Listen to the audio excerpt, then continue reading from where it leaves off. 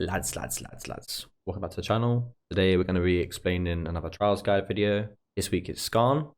If you're new to the channel, our trials guides videos consist of me explaining the build, even if it's solos or trials, depends on what week it is, if I think it's necessary to explain both.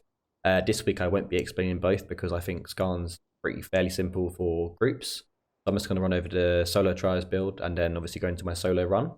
I'm going to show you guys a 1 minute 48 second run. It's not my best run this week. My best one is 1 minute 41 second.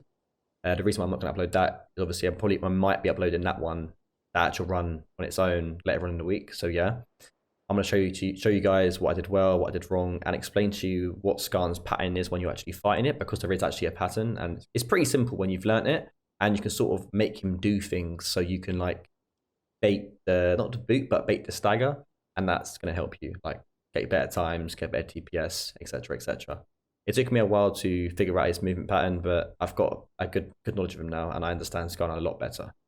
I'm going to show you the run, but first I'm going to quickly show you the build. There's two variants of the build. This one is, both of them have the Bulgarian strikers. This one has Predator, Titan's Crash, Cyclonic Strike Plate, Thundering Bolts, which gives a +3 at Uthra attainment. Shroud Head with the Overpower. Helion Chestplate with the Berserker. Helion Arms for the Overpower. Volcanic Legs with the Discipline. Finally with the Pangas Lantern with the Conduit. The tonics this week are Blitz, Frenzy and Ether Drive if you're going for them good times. You can change out Ether Drive tonic for the pylon if you wish, but I think Ether Drive tonic is much better for keeping Skarn in place with the uptime of the Pangar Lantern. The other variant of this build is here. The only difference is this build has +6 fireproof, as this build has +6 molten. Both builds will be in the description below if you want to just look over both of them.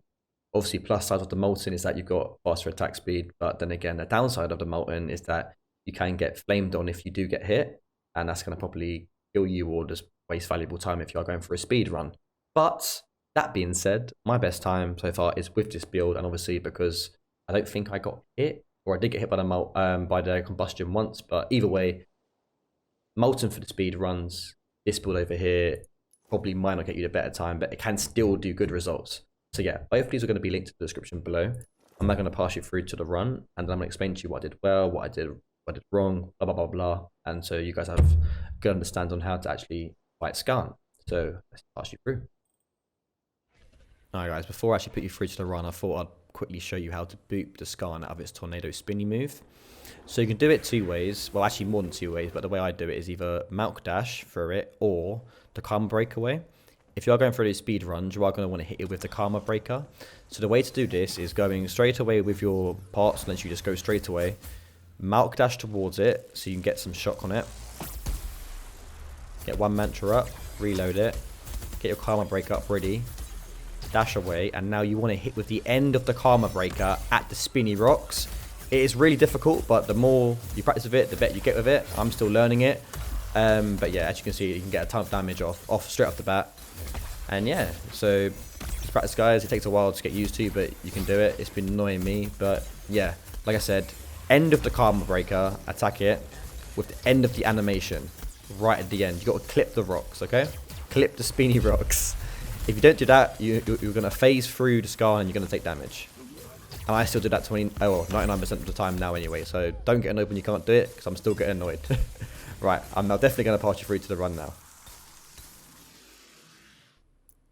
If you guys don't want to bait the tornado, like I showed you already, I'm going to write some stuff in the description on how to just avoid that and do a different drop time.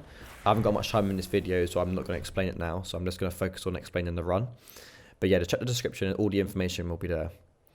So yeah, as I did before, I just pot up straight away. Don't worry about that. Just all three pots. The last pot jumping in, I straight away go for the Malk Dash and start working on my mantras. One, and then we get the mantra up ready for the Karma Breaker.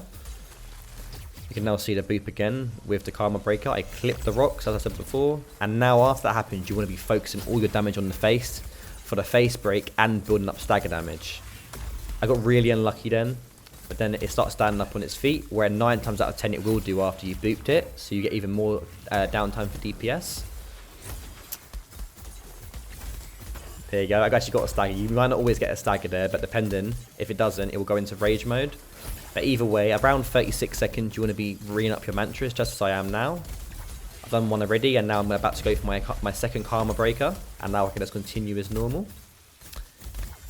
I got the shock proc pretty early, and the Milk Dash does help with that, by the way, so that's why I recommend going for the boot. Just keep applying pressure on the face. With that move, you literally just roll it, and you can normally avoid it, but I got unlucky timing. You're supposed to repot at around 56 seconds.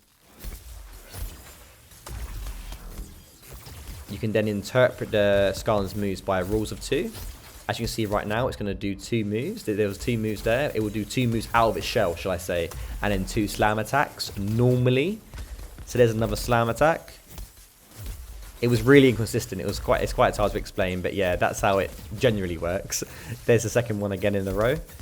At around 126, you should be reading up your mantras. I did mine up pretty late in this fight, but that's the general rule of thumb for reading up your mantras.